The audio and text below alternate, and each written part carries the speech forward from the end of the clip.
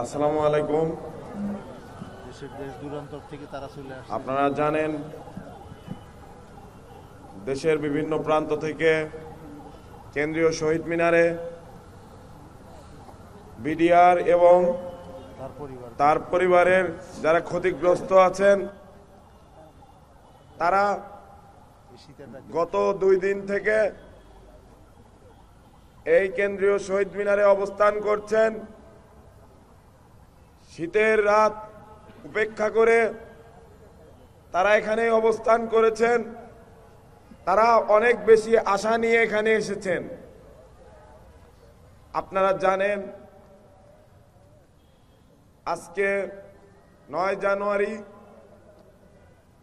আজকে কোর্টে যে বিস্ফোরক মামলা করা হয়েছিল যার ভিত্তি নেই, সেই মামলায় শুনানি হওয়ার কথা ছিল, কিন্তু আমরা দেখতে পেয়েছি একবার এক এক ঘোষণার মাধ্যমে কোর্ট এক জায়গা থেকে আরেক জায়গায় স্থানান্তর করা হয়েছে। আমরা মনে করি এইখানে যারা ন্যায় বিচার প্রত্যাশী বিডিআর এবং বিডিআর পরিবারের সদস্য আছেন তাদের সাথে স্পষ্ট রাষ্ট্রীয় প্রহসন করা হয়েছে। 24-এর গণ অভ্যুত্থান পরবর্তী যেই বাংলাদেশ, যেই নতুন বাংলাদেশের স্বপ্ন আমরা দেখেছি, সেইখানে আমরা চেয়েছি একটি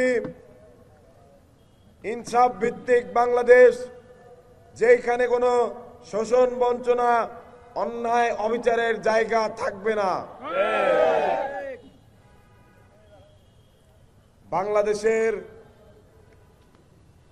অন্যতম একটি মজলুম শ্রেণী হলো এই বিডিআর এবং তার পরিবারের সদস্যরা। বিগত 16 বছর তারা মানবেতর জীবনযাপন করেছে। তাদের সন্তানাদি, নাতিপুতি রাষ্ট্রীয় বিভিন্ন সুযোগ সুবিধা থেকে বিভিন্ন সময় বঞ্চিত হয়েছে। আমরা চাই বিচারিক প্রক্রিয়ায় তাদের সাথে যেন ইনসাফ প্রতিষ্ঠা করা হয়। আপনারা জানেন গতকাল শাহবাগে কিন্তু ছাত্র জনতার পক্ষ থেকে ঘোষণা এসেছে, যদি এই বিচারের নামে কোনো টালবাহানা করা হয় তাহলে আমরা কঠোর থেকে কঠোরতর কর্মসূচিতে যাব। কালকে জনদুর্ভোগ বিবেচনায় নিয়ে আমাদের সেই কর্মসূচি কিছুটা শিথিল করা হয়েছিল। আজকে সেই সুযোগ কিন্তু নেই। আমরা সরকারকে বলতে চাই, আপনারা কোর্ট বসানোর জন্য একবার কেরানীগঞ্জ, একবার বকশীবাজারের আলিয়া মাদ্রাসা ফিক্স করে দেবেন। আপনারা জানেন একটি শিক্ষা প্রতিষ্ঠানে যদি আপনারা কোর্ট বসাতে চান, খুব স্বাভাবিকভাবেই সেখানকার শিক্ষার্থীরা বাধা দেবে। তারপরও কেন আপনারা এই প্রহসন করলেন?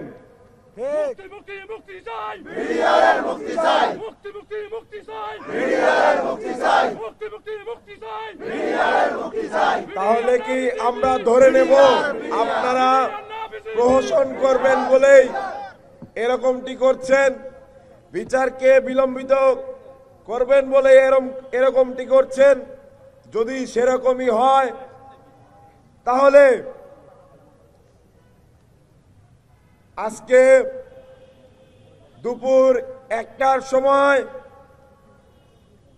শাহবাগ চত্বর ব্লকেডের অভিমুখে আমাদের শহীদ মিনার থেকে পদযাত্রা শুরু হবে।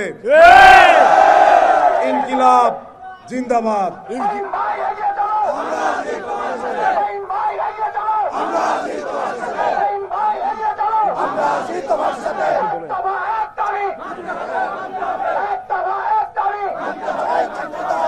ছাত্র দলের সর্বপ্রিয় এবং সর্ব ঐক্যের ভিত্তিতে আমরা কর্মসূচি দিচ্ছি।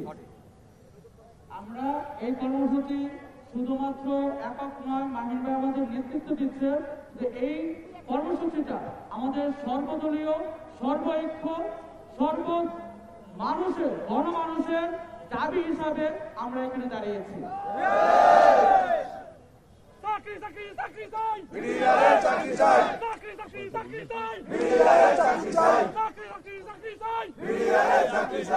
ঢাকা কেন্দ্রীয় শহীদ মিনার এর আশেপাশে এলাকায় যারা এই জাতীয় দাবির সাথে একমত পোষণ করেন প্রত্যেককে অংশগ্রহণ করার জন্য ছাত্র নাগরিকের পক্ষ থেকে এবং ক্ষতিগ্রস্ত বিডিআর পরিবারের পক্ষ থেকে আসার আহ্বান জানাচ্ছি।